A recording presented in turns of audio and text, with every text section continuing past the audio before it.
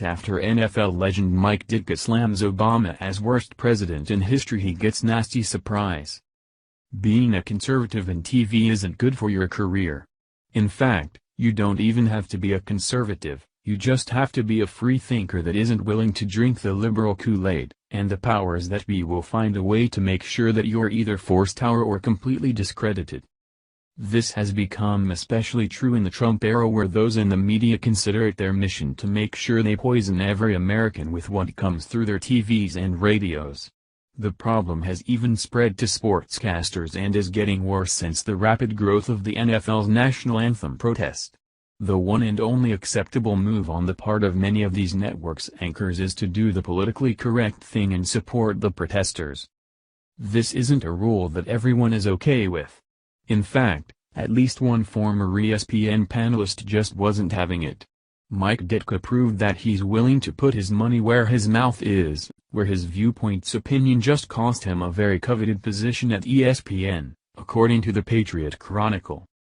Just 1 week after making a disparaging remark against Barack Obama, NFL legend Mike Ditka has been removed from his position as a panelist for ESPN's Sunday NFL Countdown.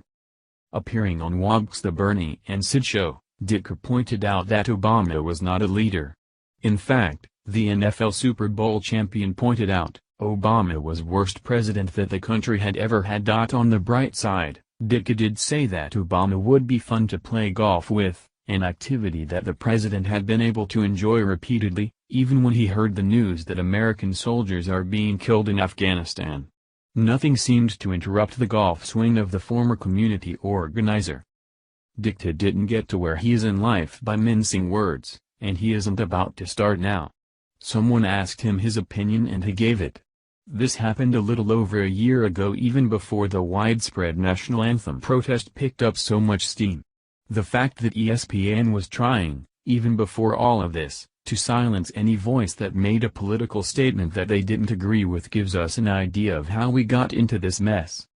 It's no secret that Ditka is a politically opinionated individual.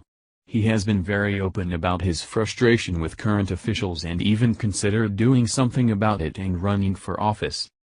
Mike Ditka almost ran for U.S. Senator in 2004 against then-candidate Barack Obama, to replace Jack Ryan.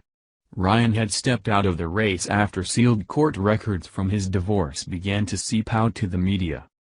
Though Ryan's actual divorce papers had been made public, both he and his former wife Jerry Ryan agreed to keep the custody records private out of respect for their child. After winning the primary, Los Angeles Superior Court Judge Robert Schneider decided, despite both parents wanting the custody papers to remain sealed, that he would overturn that decision and make the documents available to the public. Although candidate Obama called for the records to remain out of the race, allegations were thrown that it was Obama backers who were feeding the information to the press. An extremely convenient win for the Obama campaign for sure.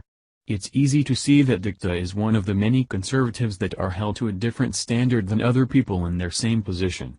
ESPN makes a show of putting sports first, but this, plus all the coverage and commentary that has covered the anthem protest, would point to them putting their politics first.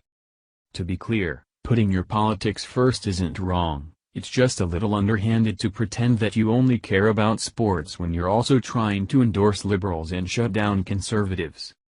Ditka, who considers himself to be a conservative, said in a 2013 interview that the biggest mistake of his life was not running against Barack Obama in 2004, lamenting that if he had won, Obama would probably not have gotten to the White House.